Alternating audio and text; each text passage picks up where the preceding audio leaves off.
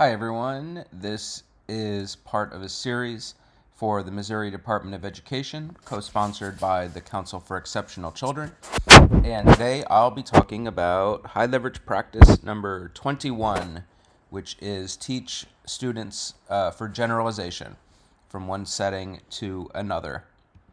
My name is Michael Kennedy. I'm a professor of special education at the University of Virginia. I'm also a noted Eagles fan. Go Birds.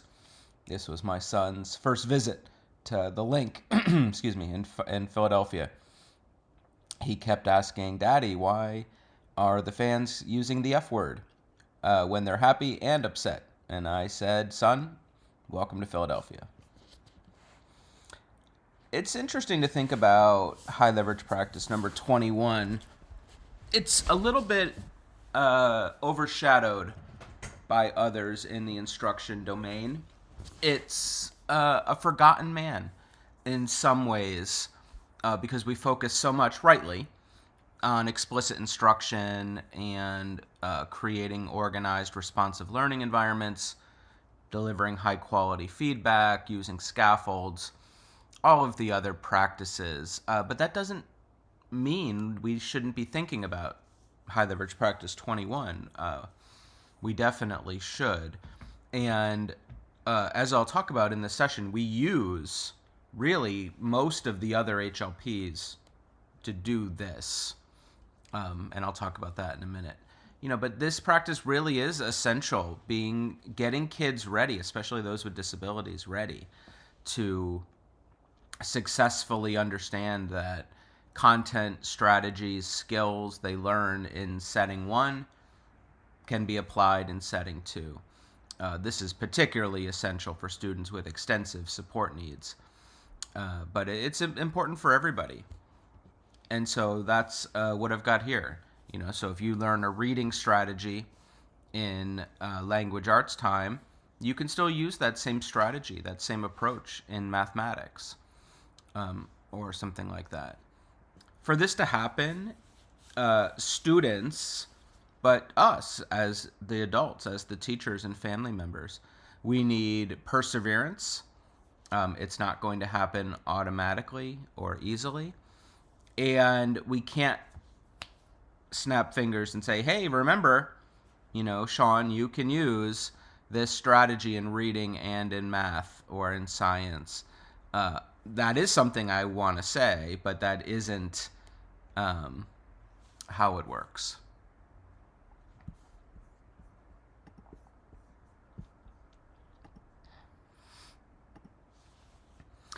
This is amongst the last of this series, so perhaps you've seen other videos where I reference the new layout of the HLPs, where we redesigned the domains to be collaboration, data-driven planning, instruction and behavior in academics, and intensify and intervene as needed, and then tagged 6 of the practices as pillar practices, the most critical practices: collaborating with colleagues, collaborating with families, using data-based decisions, establishing a consistent, organized, responsive environment, using explicit instruction, and providing intensive instruction for academics and behavior. And then all the other practices are now called embedded practices, including the one we're talking about in this video, HLP 21, which is to teach students to maintain and generalize new learning across time and settings. And it falls as an embedded practice because we use explicit instruction and an organized, responsive learning environment to implement this practice, which I'll talk about here. But we do more than that. So I'm sure this is exactly what your school's collaboration meetings look like, filled with extremely happy, extremely beautiful people talking about the needs of your students. I got to stop using this picture, although it is pretty funny. Getting kids ready to maintain and generalize their knowledge starts right here. Like so many things we do. This is why it's HLP number 1, and why it's a pillar practice. Because if I'm not collaborating with my colleagues to understand Their settings understand the needs of students across settings. I'm not going to get real far on my own. There's so many interesting, talented, diverse people who work in schools who have shared understanding of students and their needs. Why not leverage them? And that goes for leveraging the knowledge of families as well. High leverage practice number 3. So if I collaborate with my colleagues and I collaborate with family members to learn all I can about the strengths and needs of my individual students, I'm going to be in much better position to give them the supports that are necessary for success. Once I do that, the use of data that I've gathered from a range of data sources, high leverage practice 4, and also thinking about how can I use these data informed by colleagues and families to make an instructional plan that will make sense. This picture at least looks like an actual teacher. Once we've collaborated with colleagues, collaborated with families, gathered the right data, and considered it, now it's time to write individualized goals, long and short term, high leverage practice 11, and then systematically design a plan to implement those goals that helps scaffold for a student where they are present level toward where we want them to be at the end. And during this, we're really going to start thinking about, okay, here's the skills and the knowledge they have. To reach these goals, they need X, Y, Z, new skills. And lots of the skills and strategies that are learned, as you know, we don't just use in one setting. We use them constantly across the school day. And that's what High Leverage Practice 21 is all about. But as you can guess, students still fall short. We can write good goals and have a systematically designed plan, but students with disabilities struggle. That's what they do. And we don't have a magic set of practices that if we just use those, it'll work for every student, every circumstance. That's why we have high leverage practices 13, 15, and 19, respectively, making adaptations, using scaffolds, and using technology, assistive and instructional. All of these have been in this video series that I've created for you. And, in each instance, they're all set up to help kids make those incremental gains from where they are to where we want them to go. But even with those scaffolds, even with those supports, we're not always guaranteed of success. But using these practices in combination over time, consistently, that is the pathway. When it comes time to getting kids ready to generalize from setting 1 to setting 2, some of that instruction's got to happen in small groups so that they have a chance to learn about how to do things and get individualized and quick feedback.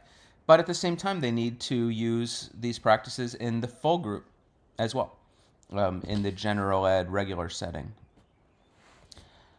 If students aren't engaged in their learning and understand, why am I learning this? Why am I doing this? Why does this matter? All the best instruction in the world isn't going to have the impact you want. You really need to get buy-in from students about, hey, you really, this strategy you're learning, this paraphrasing strategy, this word problem solving strategy, this really does matter, and it's going to make your life better and easier. One of the ways that I can scaffold that for kids is by giving them a ton of feedback. That helps build their confidence. And the feedback isn't just words I say, it's a process of building up their capacity. And I recorded a video on that the other day, and it's part of this series. Finally, I didn't record a new video on this, but I've recorded lots of content you can access about this in CEC and the Missouri Department of Ed all have lots of content about this. So the best way to get anything done, especially with kids with disabilities when it comes to learning, is to use explicit instruction. It's just so many. It's not one practice, it's lots, as you can see here from this list. And when I do this, as informed by data, families, colleagues, working toward specific goals, utilizing scaffolds and adaptations and sometimes technology alongside of this, I'm getting kids to the place where I'm going to help them move their knowledge from situated small center to, oh, I see. I could use this a lot of different places. That's what we're looking for. And that's what leads us to today, talking about high leverage practice 21. But I want to add in high leverage practice 14, which is teaching strategies. And the way that I want to talk about this is high leverage practice 14 to teach and use strategies, teaching strategies and learning strategies for students. This is a vehicle that helps pull along the generalization that we're trying to get kids to. Because teaching strategies, the specific cognitive strategy, is a terrific way how kids are going to be ready to generalize, because they're going to have learned a specific process to do it. So let's take a quick minute to talk about high leverage practice 14, which is also another little bit of a forgotten man in this work. And so it's really all about helping students become more independent. That's what learning strategies do. We as adult experts, whether you have a disability or not, you've learned many different strategies over the years, and you've become so good at them, they're not even strategies anymore. It's just what you do. It just comes to me, I figure it out, I make a plan, and I do it. But that is strategy. But for students with disabilities, especially young ones, they need to be explicitly taught how to do that. And that's what learning strategies are all about. A key part of strategies is the task analysis. You may remember this back in your teacher training when your professor said, write down all the steps for making a peanut butter and jelly sandwich. But you can't just say, grab the bread, put on the jelly, put on the peanut butter, you're done. You have to get the bag, undo the twisty tie by moving it around itself, open the bag, reach your hand in, pull the bread out. It's painful to do real task analyses. And that's what learning strategies is all about, is we as adult experts who don't have to think about every nuance, the minutia of what we do, but our students who are struggling do. And so we have to think about, what am I actually doing as I implement these strategies in various settings? Because then I can design an instructional plan that the kid actually needs. And here's some guidance on that. Okay, so critical features of good learning strategies. They have a series of steps that lead to a specific outcome. They're sequenced. They cue students to do something. First, I read a paragraph. Then I ask myself, did I understand it? And then I put it in my own words. RAP, the rap paraphrasing strategy. I'm being cued with each step of the mnemonic to do something. That's what's effective about it. I cue students to use metacognition, which I model. As I am reading this paragraph, I am looking at keywords. I am jotting down ideas. I'm making connections to things I already know about. Like, I'm telling the kids exactly how to do it, what I do, and then ask them to do it too. I cue students to use appropriate procedures or rules as they are implementing specific strategies. It's a cue to do something. to read a paragraph, to ask yourself, did I understand it? To put it in your own words, write it down.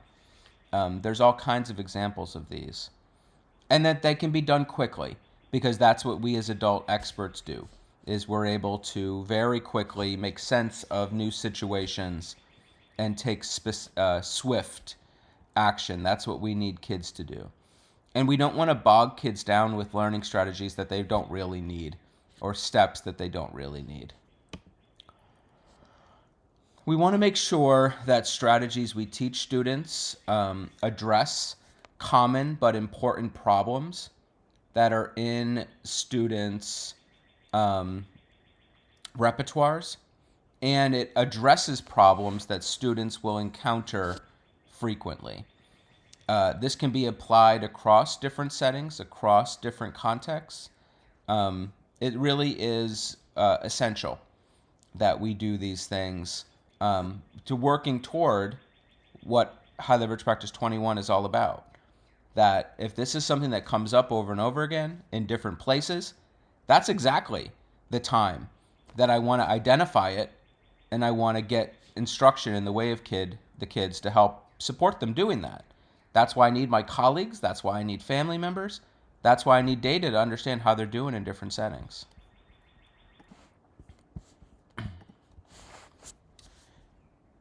This goes without saying, but explicit instruction is the best pathway for teaching students new strategies, but also we may need to make adaptations. They can't do all of the steps in the way that a typically developing student could.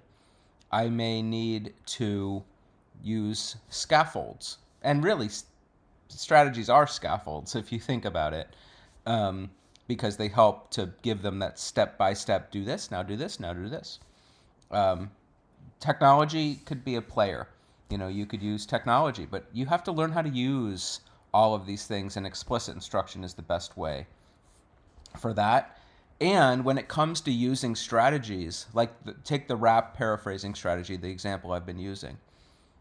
You can't do the rap paraphrasing strategy if you can't read fluently, if you don't know the vocabulary, if you're not able to read fluently enough and ask yourself, what does that mean? The strategy is useless if you can't do the skills. So this is why evaluating what students can do, what do they need, and then what are scaffolds or other adaptations I might make to help them be successful. As I teach strategies, I really want to focus on how, when, and where to use the strategy and its importance. Because without that, the students won't recognize, oh, this is something valuable to me, and I really do need to pay attention to it and use it. And breaking strategies down, so this again is an adaptation, but it's just part of good systematically designed instruction. This is just part of good explicit instruction, is thinking about every bit of the minutia, that making the peanut butter and jelly sandwich, when I can't just say grab the bread, grab a knife, grab the peanut butter and jelly. I need to be more specific than that. Make it easier for kids to do the task. And we need to be as clear as we can about step 1, step 2, step 3, whatever the case may be. We can't take things for granted. And I think as adult expert learners, we do that. We just assume everybody thinks the way we do, understands things as easily as we do. And young children with disabilities, English learners, unfortunately, they don't.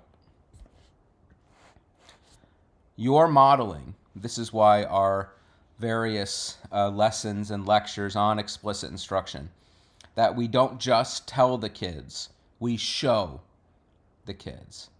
We model and think aloud. This is what I'm doing and why. Here's what I'm thinking when I do it. And I don't just model once. Sometimes we think about the I do, we do, you do sequence as literally I do, now we do, now you do. No. I do, I do again, I do a third time, I might do a fourth time. Now we do with a lot of my support. We do again with a little less support. We do again, less support before we move to you do. See how that, we confuse teachers that we're talking to about that with that. But modeling is really, really important. And so is practice. Practice with feedback. We can't just let kids use strategies across different settings and say, oh, they learned it. They were able to do it here. That's good. Take care. Best wishes. God bless. No. We need to give controlled opportunities for practice under the watchful eye of teams of professionals collecting data on their performance. And this is HLP 21. This is why I'm presenting these two HLPs together, is because the opportunity to use the strategy in setting one comes right. We need to use it at home, different places in school, different places in the community, and understand that all of these breeds they're still all dogs, even though they look a little bit different from each other. Fidelity of implementation of strategies is essential. Thinking about what do kids specifically need? How can I have my own checklist of what they need to be able to do at each step and confirm the performance of those steps? Okay, I think we talked about this, matching students' needs and skills with the demands of the task.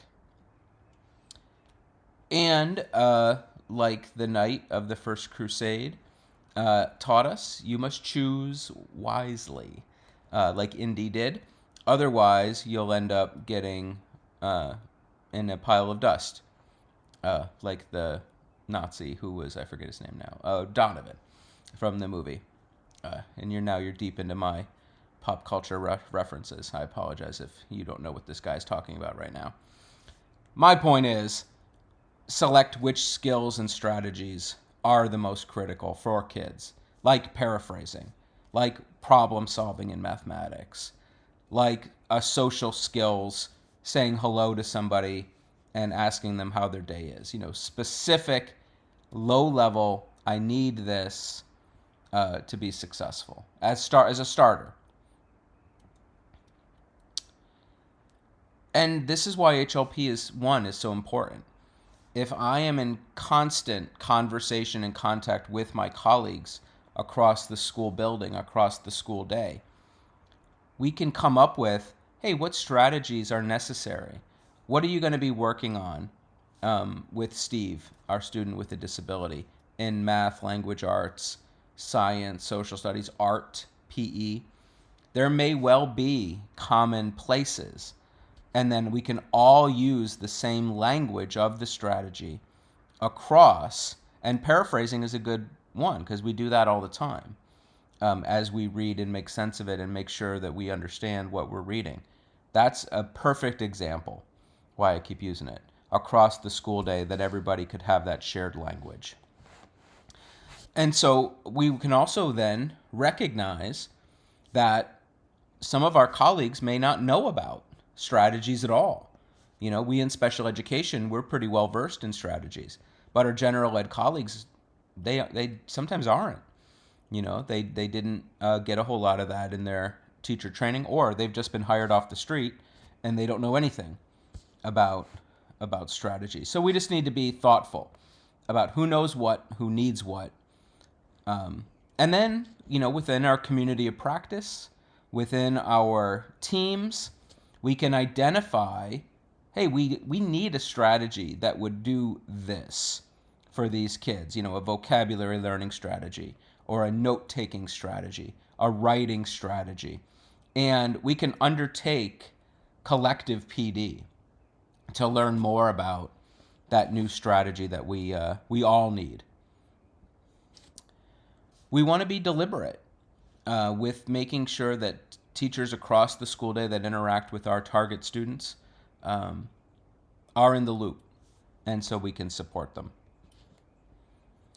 And it's important to come up with reinforcement schedules. We're taking data on so many different things. Are the students using the strategies as intended? Are they being successful using the strategies? We really need to understand that and focus to see if we can do that successfully.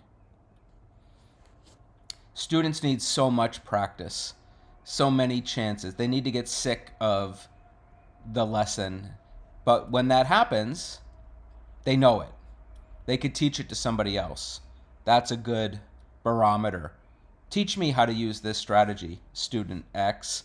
And when they can do it, all right, I'll leave you alone now because I know that you are capable of doing it. That'd be a good bar for them to get over. A big part of learning strategies and then using HLP 21 is self-management. You have to manage yourself and recognize, I don't know what I'm doing right now. I need a strategy to help complete this task. That's very hard to do. It is. It's very hard to do. And we just need to make sure as we're calibrating that the students are being accurate, that they're using the strategy fluently, that they're using with maintenance, and they're generalizing successfully. We don't need perfection as students are learning to use skills and strategies across settings. We want to give them some curveballs so that they've learned how to use it. You use the RAP strategy or SRSD for writing in one setting under certain conditions, but giving them that curveball. Oh, okay, now let's try it in this slightly different way. Let's try to use the RAP paraphrasing strategy within this math word problem. Well, that's really different than how they learned how to use it just in regular reading and language arts. So that's what I'm talking about here, to challenge students so they really can think about how does this fit. And what I have here is just a template, a graphic organizer. What do they need in setting 1? What do they need in setting 2? Where's the similarities? And I can be planful as the special educator and with my team to have those conversations. Don't forget to reinforce the heck out of kids for being successful, for being positive, for being using the strategy, just trying. Their effort is important but also their accuracy. And then, of course, collecting data to evaluate the effectiveness, evaluate their knowledge on an ongoing basis. I have a lesson here, middle school, and she is teaching the students how to take guided notes. This lesson has lots of explicit instruction. It's got modeling. It has some guided practice. Lots of very good feedback in this lesson. It's a general and special education teacher working together in a small group to help scaffold this group of students who need extra supports, learning how to do this task that they're going to use in every setting across their middle school career. So let's have a look at this, and then I'll say a few words about it afterwards. All right, good morning. All right, so back in elementary school, you all were given information by the teacher, and you listened, you took it in. In middle school, we listen to the teacher, but we start taking notes. And so we have guided notes in front of us. And I'm going to demonstrate how to use these guided notes to fill them in and get the information from the teacher. So pencils are down. I'm going to do thinking aloud. You're going to hear what I'm thinking as I say it out loud. And then you're going to follow along as I listen to Ms. Noble and then show you how to write those notes down. So today we're going to be introduced to Newton's first law, and it states an object in motion stays in motion and an object at rest stays at rest unless acted on by an outside force. So I just heard the definition of Newton's first law, and I see that written on the board, and I need to write that down. So I'm going to write down exactly what it says. An object in motion stays in motion. and an object at rest stays at rest. Write down rest. Unless acted on by an outside force, and I write down an outside force.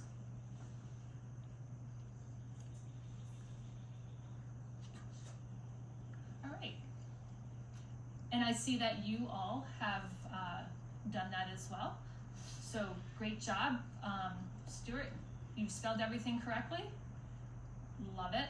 Molly, it's nice and neat. Lillian, you're following along. Excellent. So everyone's paper should now say an object in motion stays in motion and an object at rest stays at rest unless acted on by an outside force. We can see that in this ball. It's resting unless the outside force of me pushing it gets it moving. And then, what happened? So what was the outside force, Molly? No hand. The outside force was my hand. Now, when I look back to my notes, oftentimes drawing a picture helps with remembering the information and understanding the information a lot better. So when I go down to the outside force, I'm going to draw a picture of a hand right down by that last line that you filled in that says outside force. All right, we see the ball here. What's it doing right now? Using the vocabulary we've written in our guided notes, what is it doing right now, Stuart? It's resting. Excellent job following along and paying attention. That's perfect. So it is resting. Let's draw a picture of a ball resting by the word rest. Again, pictures help us remember things and understand things. All right, Lillian, what's it doing now? In motion. It's in motion. When the ball moves, it's in motion. That's perfect. Right there, in motion. All right, so drawing a ball in motion is a little bit trickier. I'll show you what I do. I draw two little squiggly lines there at the end. Great. You all are being respectful, listening. Perfect, just what we need, and that's how we learn. So looking at your notes, if I give this ball a push and nothing stops it this time, what's going to happen?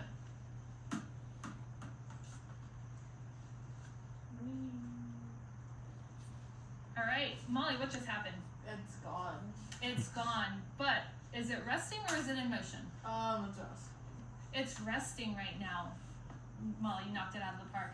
It's resting. Do we know why it's resting? Because it's not moving. It's not moving. We know that it's not moving. That means it's resting. Do we know why it's resting? Did an outside force hit it? Mm-hmm. What was the outside force? The bookshelf. The bookshelf. Molly, you're just listening and you're giving me all these answers that are fantastic. We're also going to learn about something else Miss Noble's going to teach us that happens when a ball is in motion, but eventually comes to rest. And that one is called inertia. Inertia is an object resists a change in motion. All right, so you just heard Miss Noble talk about what inertia is. Now, when we have our guided notes, what do we do next based on what I showed you we did in the beginning? Can anyone tell me what we do next? We write them down. Molly, excellent. We write them down. Thank you. We pay attention and we write them down. If you don't know how to spell something or if you forgot what she said, they're right up there on the board. I'm checking. Stuart, fantastic. You've written exactly what you were supposed to write down. Molly, you're keeping it neat. You can read it back when... All right, so lots of good stuff here. We've got a small group lesson, high leverage practice 17. We have teachers working collaboratively, HLP 1. We have explicit instruction of a scaffolded tool, high leverage practices 16 and 15 working together. We have some technology by way of the board. Okay, that's limited, but it's there. And these students all have unique goals around their academic performance, which have been codified in their IEPs, and a systematically designed plan by virtue of this lesson, is part of that plan to teach students how to do an essential skill that they're going to use across middle school and across high school. So this deliberate lesson is HLP 21 in action, even though it's 6 other things too. And that is the thesis for really this whole series, is that we learn about HLPs individually because that's what we do, because these practices do, sort of work individually. There's things to know about individual practices. But as I've tried to do throughout this series, I've really made a very specific effort and deliberate effort to convince you that we need to be thinking about the HLPs across the domains and across individual practices in order to provide the specific outcomes and measurable outcomes for our students. Because if I don't collaborate, if I don't use data, if I don't think about various scaffolds, various strategies, and how it relates to individual students' goals and their IEP and their other plans, I'm not going to get there for helping them to generalize and be ready to implement across different places.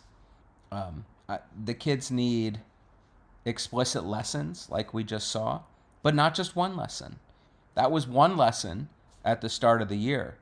They need that then repeated for other strategies and have it repeated across specific and different instructional settings as well.